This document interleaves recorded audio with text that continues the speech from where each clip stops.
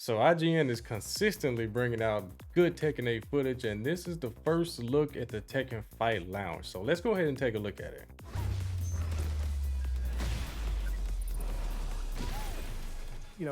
Fight Lounge is something that we haven't obviously gotten to get our hands on yet, but we've seen some footage of it. It looks great. It has a great vibe to it. It's got kind of that old school arcade feel, but also just seems like a great place for players to spend time and hang out with their friends.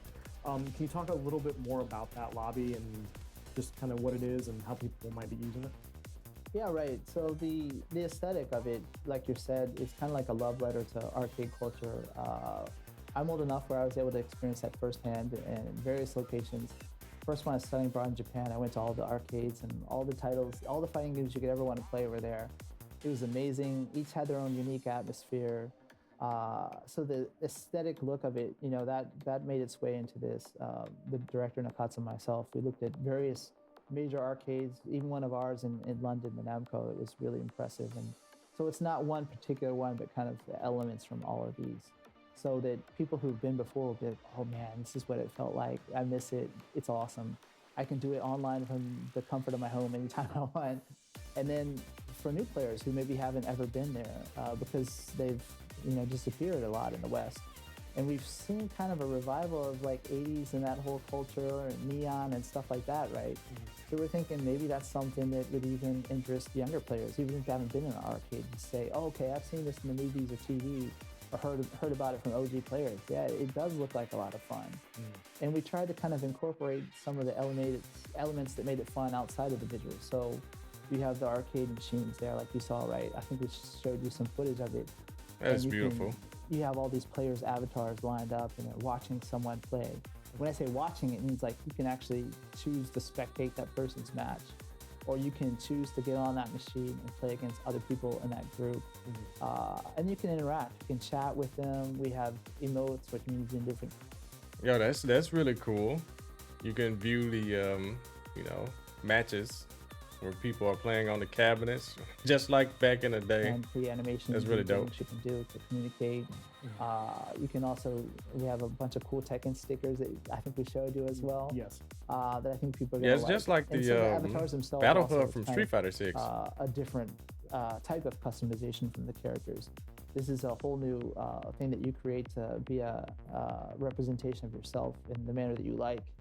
And so you're interacting with your friends online with this avatar.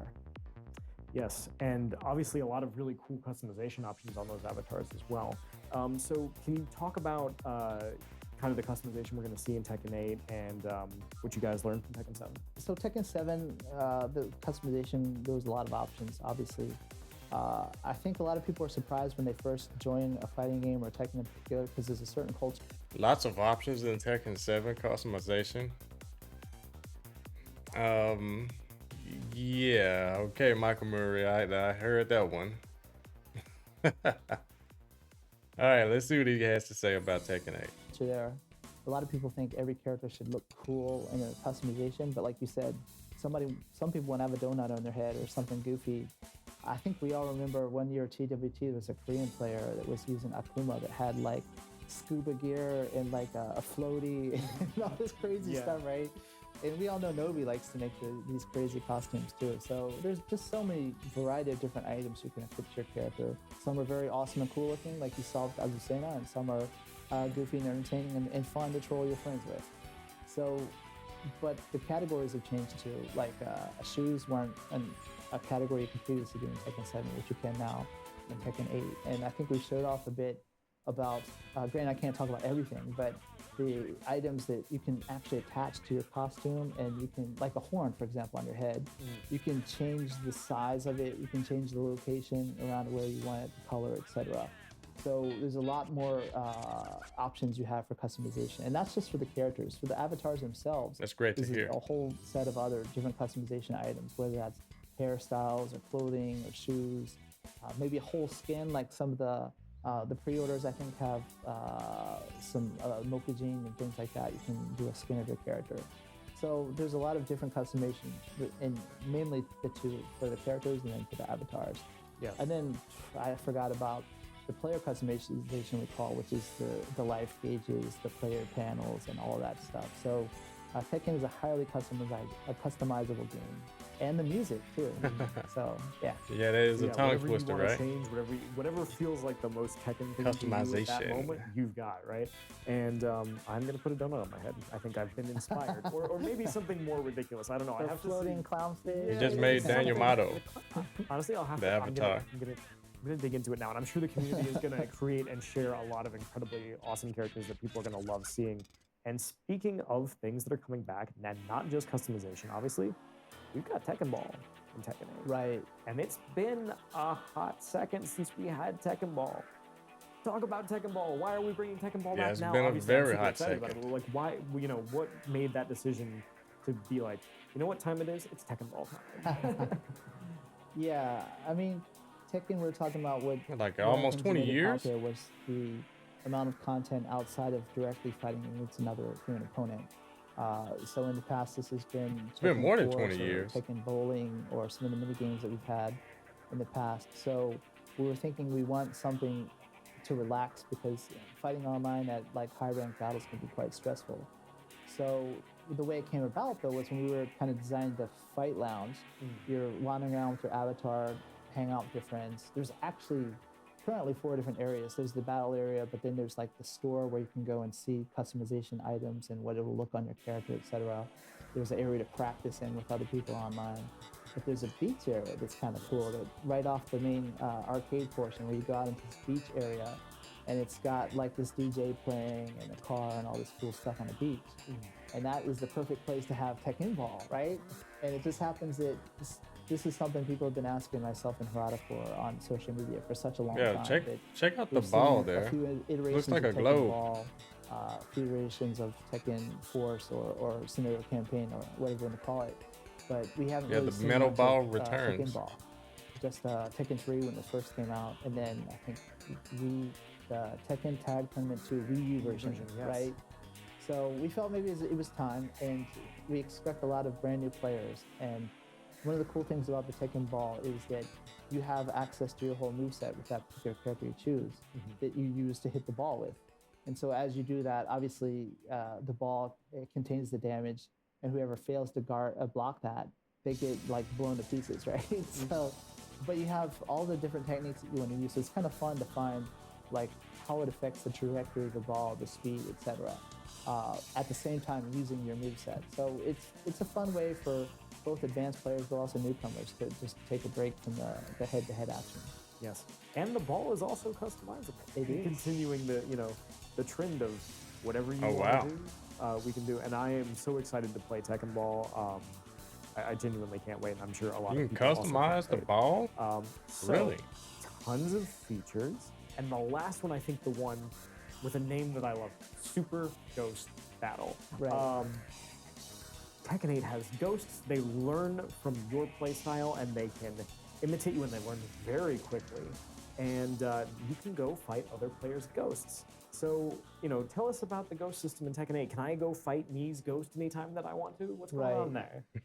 So Tekken has had ghosts in the past, but this is a totally different thing, hence the name Super Ghost, right? Super ghosts. Not just regular ghosts. So Yeah, it in is the super. past, Tekken, not in 7, but I think more like 5 and 6, it would pick up certain actions that you do after playing many battles, that maybe it does a certain combo that you often do, or maybe it misses a certain combo that you often drop. And maybe throwing a lot or something like that. But there were only certain limited areas that the ghost would learn. But this time we totally redid the system from scratch, AIQ learning. So what it is it recognizes all of these cues. If you're backdashing a lot, it backdashes a lot. If you're wave dashing or sidestepping, it does that. It does the combo. It drops You the guys combo see if that? you're dropping that particular combo. It dashing a lot, it back. The stats here. Yeah, this is stuff we're really gonna have to pay attention to in the future. It recognizes all That's of these dope. cues. If you're backdashing a lot, it backdashes a lot. If you're wave dashing or Cavalry rank. sidestepping, it does that. It does the combo. It drops the combo if you're dropping that particular combo. The action is quite interesting. I think at TGS we showed a video of Nishimaster our battle director, who was also a very famous player himself in Tekken 5 DR days. And he was playing a ghost of himself, and it was hard to tell which one was the ghost and which one was the human. And I know I even saw your eyes change when I was explaining this earlier. And it's one thing explaining it, and then it's another thing showing you the video of in the match, the ghost, you do something, it says ghost is learning, there's a prompt that shows up on the screen in the top right. And then it does that thing right away, right? And so before you had to play so many matches to get the ghost to even resemble you. Right now it's learning right away in that one match your tendencies. And so it's quite interesting because you can see yourself level up in the ghost as you're playing.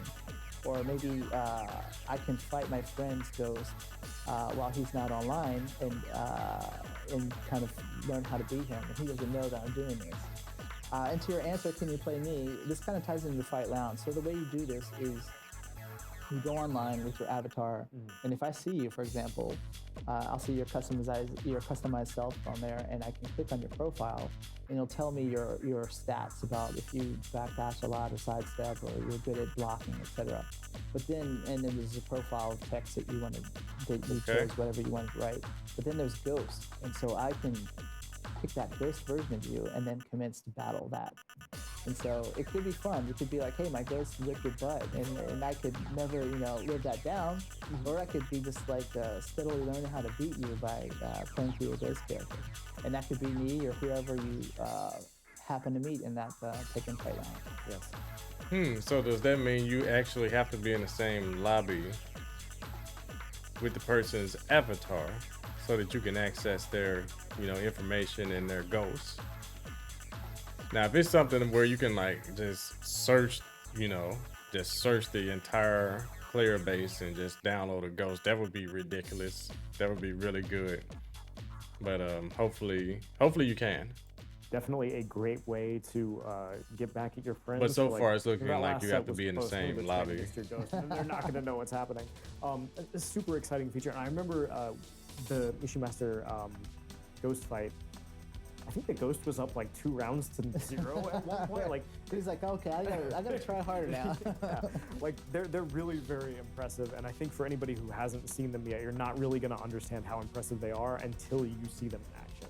I know I was blown away by them, and I can't wait to go play other people's ghosts. You can fight my ghost. I can't wait to fight your ghost and lose to that. Yeah, that is pretty dope. So I wonder if like I said, if you can actually just search a name, and if that person exists, download their ghost and fight against it.